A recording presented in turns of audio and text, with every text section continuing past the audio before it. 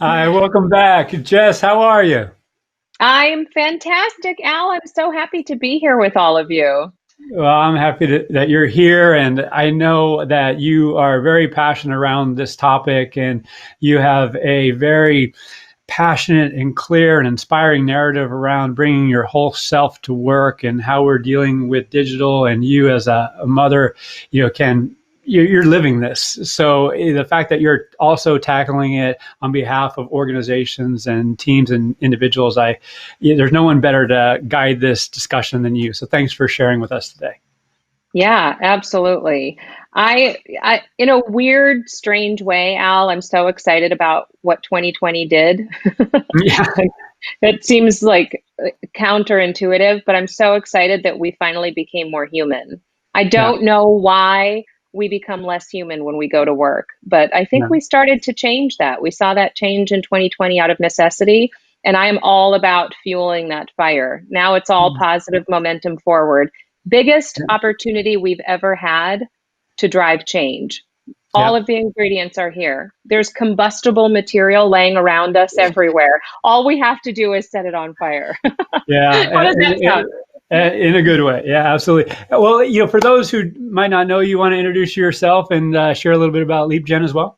Yeah, absolutely. Thank you, Al. And thanks everybody for having me here. I'm Jess Von Bank. I run marketing at Leapgen. I also run a global community we call the Now of Work. We came up with the Now of Work because future of work sounded silly as of March 2020. The future arrived, right, barreled into our homes and into our workplaces overnight. So we started talking about the Now of Work.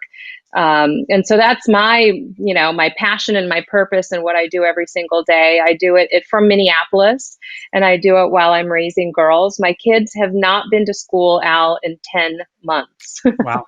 Wow. So I'm building my resume, by the way. I'm now a school teacher, an activist. I don't know what else to add to that, but I've got so much that I'm passionate about. I would say the biggest, if you could put one umbrella over all of it, it's about being more Yeah. human than like showing up everywhere in all parts of your life with all of you. Everybody Yeah. benefits when that happens. Yeah, I couldn't agree more, and I think a lot of the BS that formerly the posturing that would happen through interpersonal dynamics. I don't want to say it's gone away, but it's certainly a lot less. I mean, when we ask, "Hey, how you doing?" It's not, "Hey, just saying something." It's like, "No, how you doing? Like, you okay?" Yeah. And that level of compassion and presence, I think, is, to your point, it's been a gift of 2020, and now it invites the question: how do we leverage it? Or are we just going to go back to the way we were? Hopefully, not. Hopefully, we evolve individually and organizationally, and as teams as well. So, you all have again been leading this discussion in many ways on the now of work and the employee experience and humanizing work in general. So, where do you see all this, going, and what would you like to see happen as we, start here in 2021? Oh, such a great question. So I think a couple of things transpired with the multiple pandemics we experienced beginning in 2020. Some of them are still going on. We have the Mhm. obvious health pandemic we can't seem to stop talking about, but there might be light at the end of the tunnel. But we still Yeah. have this global health pandemic and the financial pandemics and economic pandemics that sort of spiraled off of that. And then there was the social injustice pandemic that Mhm. also happened in 2020. Um, Unrelated, but sort of like in parallel. Again, this whole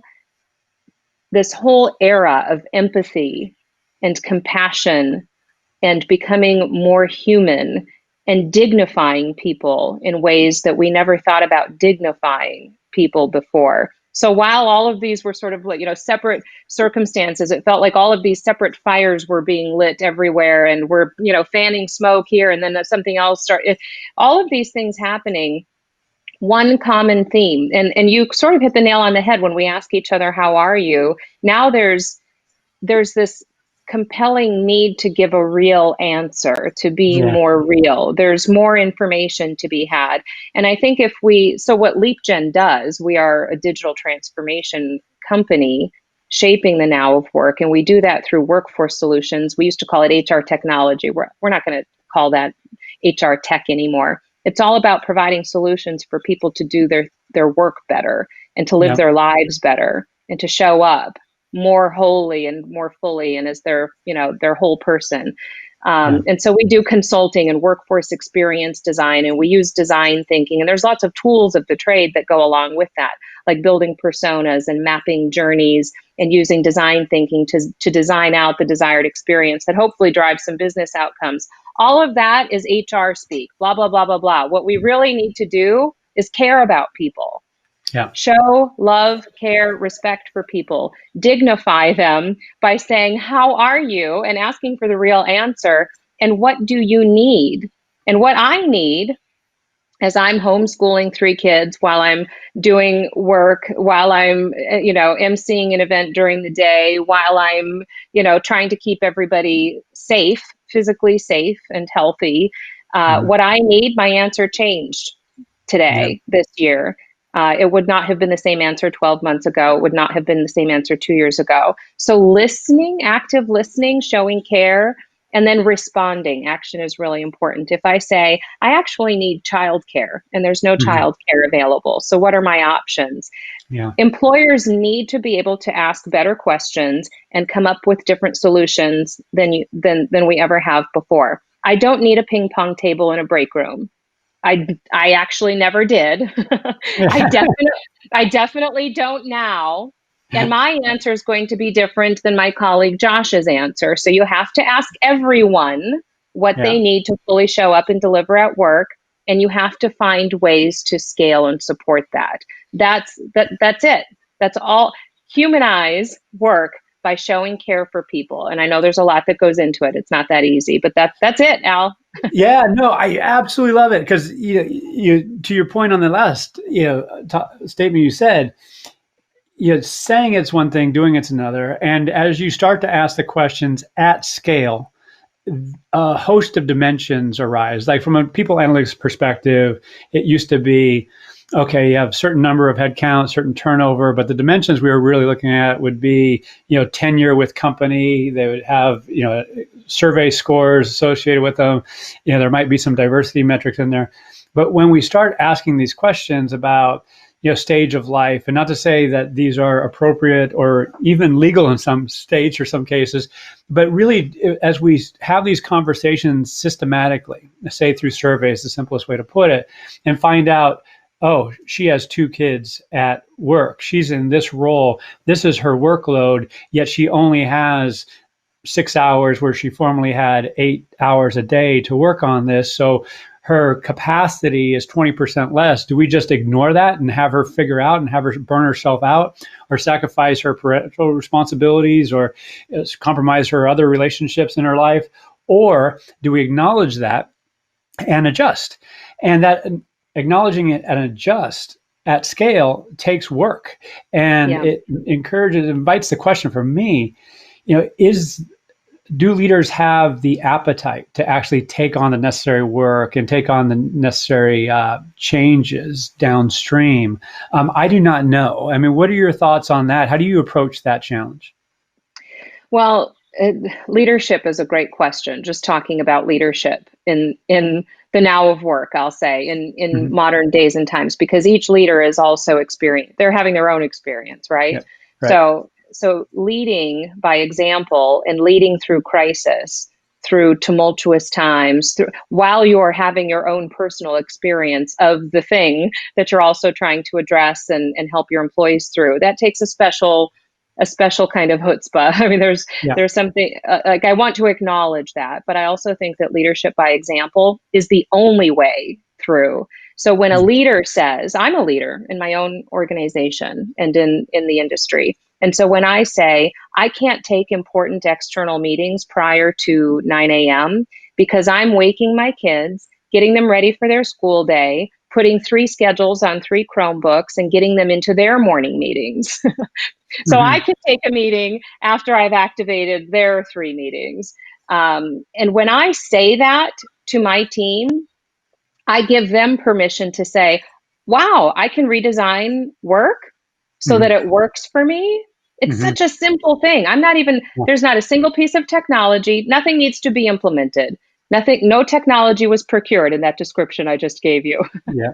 This is a Right. simple giving of permission to say what works for you. Make that happen. Job crafting. Thank you, Sean. Please talk to us, by the way. I love being interactive. Yes, personalizing work at scale does sound difficult. And it probably will take a tool, a system, a platform, because you can't do anything at scale without probably a little bit of help to keep it consistent, to sustain it, to scale it, and most importantly, to measure it. If you're doing something that's important and you can't measure it, you have no story to tell. I also don't want us to overcomplicate and over-engineer things. There are small things like protecting your calendar, like doing smart meeting scheduling. I only do 45 minutes because I need I need some transition time in between. Mm-hmm. Like there are such little things you can do, but somebody needs to give permission in the culture for that to happen, and it's leadership.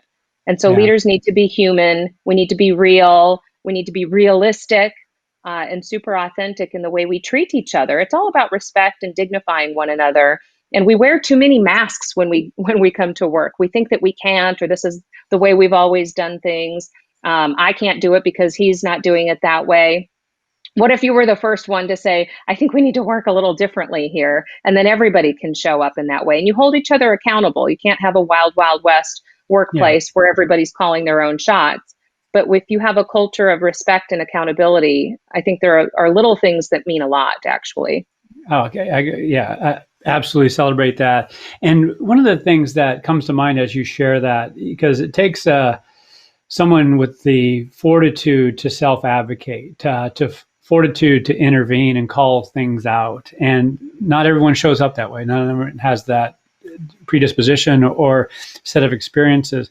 So where I want to kind of toggle this, and if you want to take it in a different direction, by all means, but there is this call for social justice that's very clear in American society for reasons that are obvious. And there's also this, so there's a call for activism. There's people many are frustrated. They see a gap in fairness around a variety of dimensions, everything from pay equity to development opportunities to hiring practices, all these. So my question pointedly is, you have a position around activism at work, and how do we offset that activism and advocacy and allyship vis-a-vis by being a good worker and focusing and doing what needs to be done? I mean, what are your thoughts there? Yeah. My big challenge, my call to action for everybody, the gauntlet that I would throw down is make your company values real. Make Mm-hmm. them real through active behavior. And Mm-hmm. again, leadership by example and showcasing what it looks like to call upon those values. Mm-hmm. Don't just put them on the walls and put them in your employee value proposition statement and slap them on your career site. That's lazy, and it doesn't drive anything for your business. It doesn't attract passionate people who want to deliver on those values. Because guess what? We all have passions and missions and things that we care about and things that get us out of bed every day. And if I can align my personal values to your values as a company, if you're transparent with them, if they're real and authentic and you live them and you breathe them every day, and if those align with my values, what magic can happen? So they have to be real, they have to be transparent, and they have to be acted out in behaviors, daily practiced behaviors that you practice, you hold each other accountable to, you revisit often, you look for proof, everyday proof in the business outcomes they're driving. And that's the role and the opportunity, I think, that employee activism can play. So if creating an inclusive work environment is one of your company values, what does that actually look like in practice? And when you Yeah. give people that space that place and that space to show up, guess what? Other people care about creating an inclusive work environment, but what does that look like in practice? How do I actually feel a sense of belonging and feel a place, an environment in which I can express my opinions, feel like my voice is being used strategically to make decisions that are important to the company? How do I actually feel that and know that to be true? And Yeah. the reason I think this is so important, it's not just dignifying everybody who's part of your workforce and making them feel, that's important too, making them feel respected, creating a sense of belonging, attaching their sense of purpose to your company purpose. That's all critically important. But I also believe there's great power in structures and systems and organizations, because talk about doing anything at scale. I can go volunteer at the local food bank and make a difference. And that's going to affect a certain number of people in the community I live in. And that's fantastic. And I'm not going to tell anybody not to do that. But if I attach all of my passion and all of my everything, all the fire in my belly, if I can attach that to something bigger than myself, and we Yeah. can do that thing at scale, a company, I mean, that's the opportunity of government, civic organizations, nonprofits, foundations, organizations, companies, the companies we all belong to. If a whole bunch of people can do that thing at scale in practice every single day, the reach, the power, the opportunity to move the needle faster, to drive change faster, that's the part that's most exciting to me. So talk about making values real and instilling them in your culture. It's all about it's the scaling opportunity. All of us can do so much good even faster. Companies can exist for good. Yeah. Organizations can exist to do good in the world. Now, it doesn't even matter if you make shoes or what service you deliver or what you sell. The fact that you are a collective, a body of individuals doing something good in the world, there's something really powerful that can happen there. Absolutely. And you obviously are a professional marketer. And by the way, Sean, I see your question. I'm going to get to it in a minute. I want to sneak this one in first because there are, you mentioned model behavior, lead by example. And there are those who are sensitive to this topic and a little bit shy about their vulnerability, their past experience around maybe how they perceived people of color, gender, LGBTQ folks. And so that requires a leader to stand up and say, hey, this has been my journey. This has been my transformation. This is how I shifted and moved. And ultimately, there's a story that's captured that as a marketer, I imagine that you could, propagate and say, this is modeling desired behaviors. This is a level of vulnerability and acceptance and shifting that this individual went through in that example. So would you advocate that be less shy and amplify those stories of individual and team and group transformation, or is it still something that is so sensitive that we should be really, really careful about doing that? What are your thoughts? In the Now of Work community that I run with Jason Aberbook, we asked a question, and I think it was last May or June. So let's put that into context. We were still experiencing the aftermath and sort of the shock and outrage of George Floyd, and people were processing a lot at that, still are, but certainly at that time. And we asked a question in our live forum in our community. We were talking about psychological safety. And I think when you talk about inclusion and advocacy and using your voice, we're really talking about psychological safety. Do you actually feel like you can say something? And we were having this conversation, and we actually said, wait a minute, stop. Let's ask the question right here. Do you feel your work is a safe place? And 75% of respondents said no. Wow. It's a massive problem. And so, yes, I would say yes to advocacy. And you're right, Al, I have no problem advocating for myself and others all day long. But that takes practice, that takes bravery, that takes permission. Somewhere along the way, somebody gave me permission, or I took permission, who knows? But somebody's got to be willing to pass the mic, actively pass the mic, and create that opportunity and create that space, or you have to be able to, or both. I mean, it'd be beautiful if both happened. You have to self-advocate. I want to talk about the December job loss report. Okay. We went backwards. We slid backwards. We lost 500,000 jobs in December 2020. And 100% of the jobs we lost were to women. 100% of job loss, 500,000 jobs in the United States were women in the workforce. Wow. What that says to me, women are throwing in the towel, Al, we can't do it.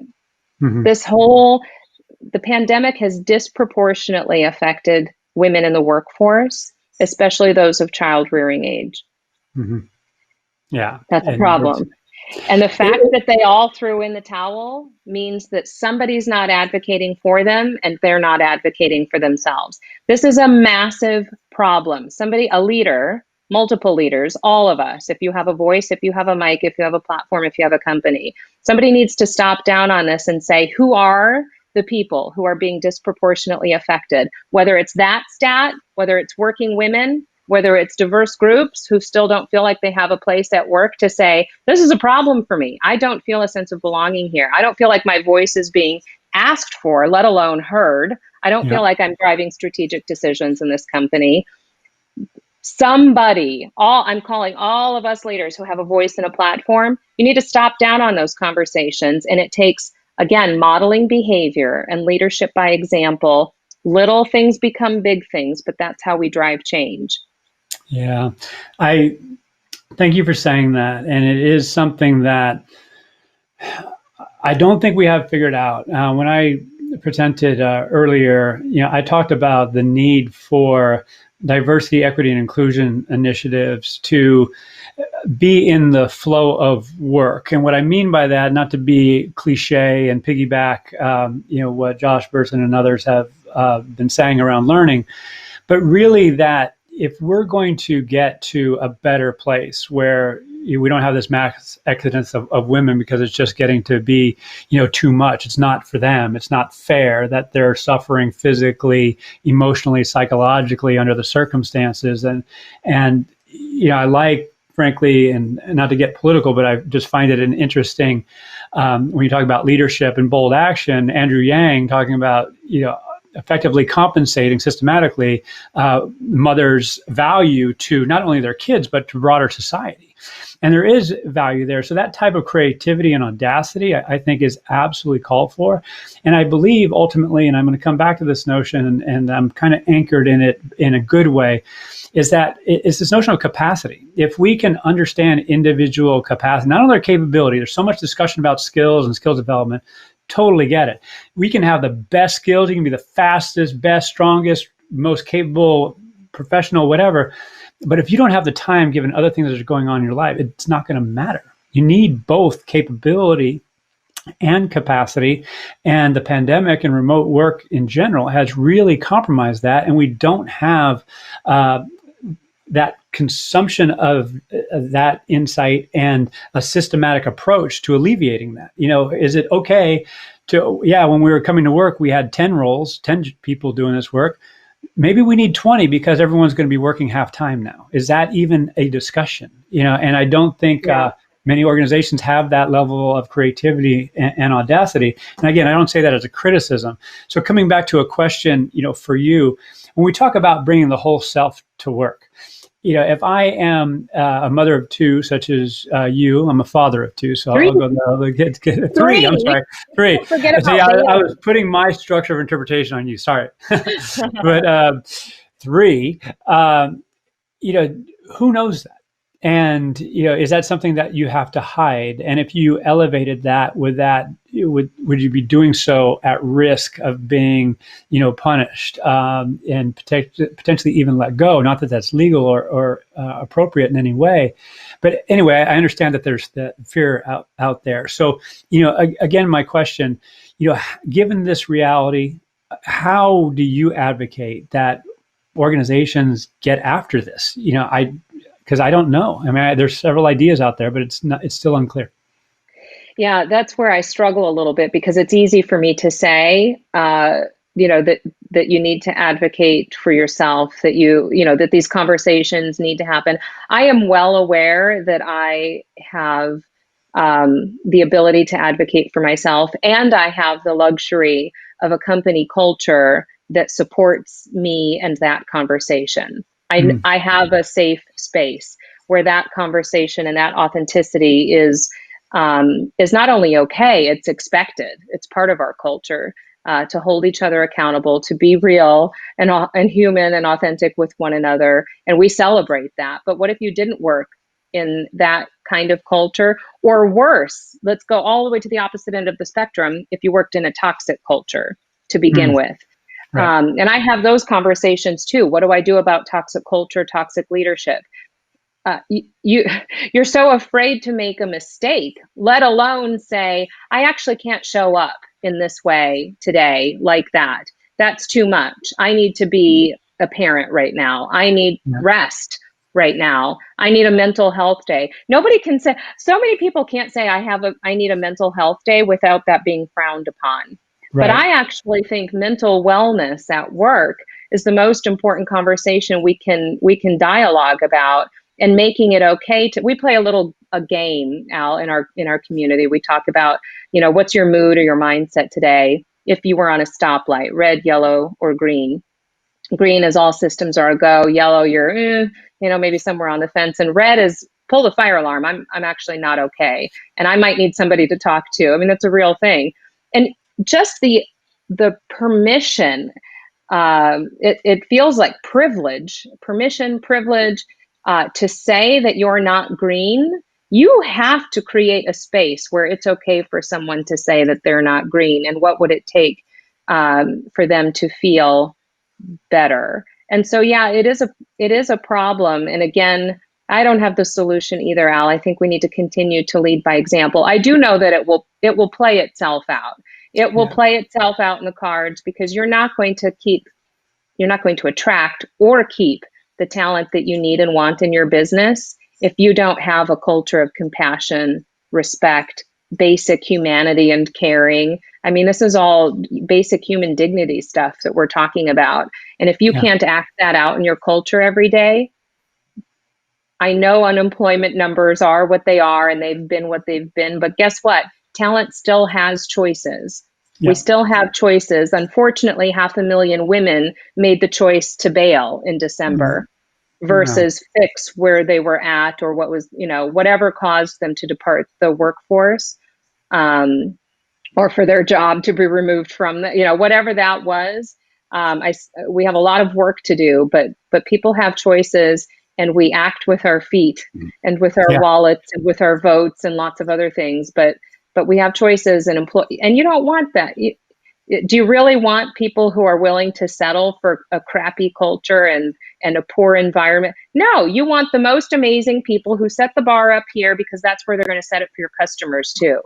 Yeah, and echoing conversations from 2008, 2009, this is going to pass. So if you don't respond appropriately now, you're probably going to lose the relationship equity that's going to keep people committed and engaged in that. So, there's risk all around. Yeah.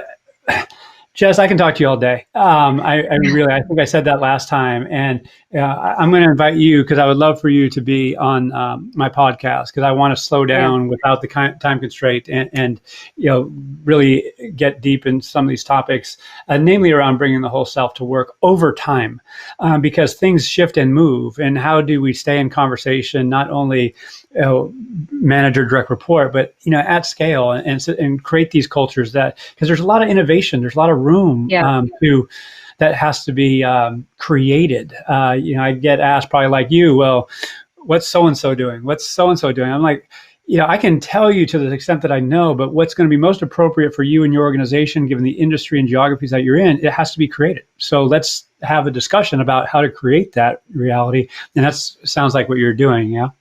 Yeah, absolutely.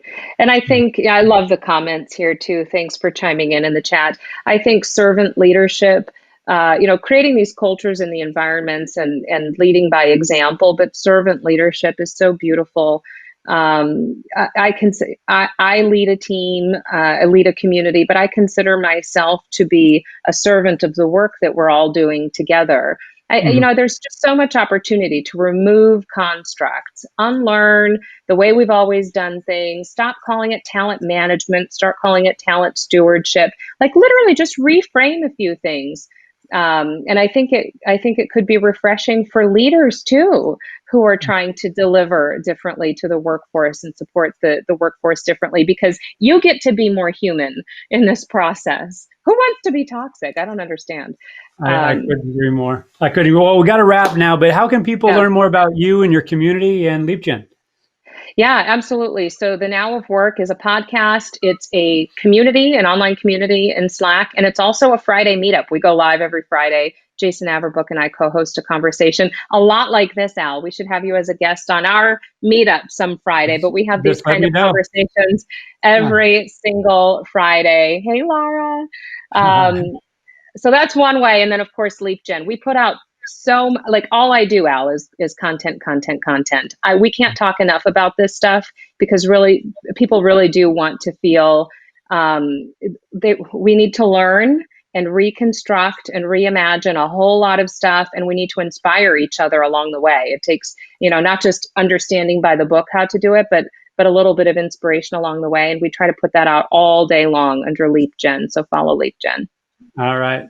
Will do. Well, thanks again, Jess. You be well. Thank you. Yeah, hope to see you soon. All right. Thank you so much. Hi, Lisa. Thanks for being in here. Thanks, everyone. Bye. Bye-bye.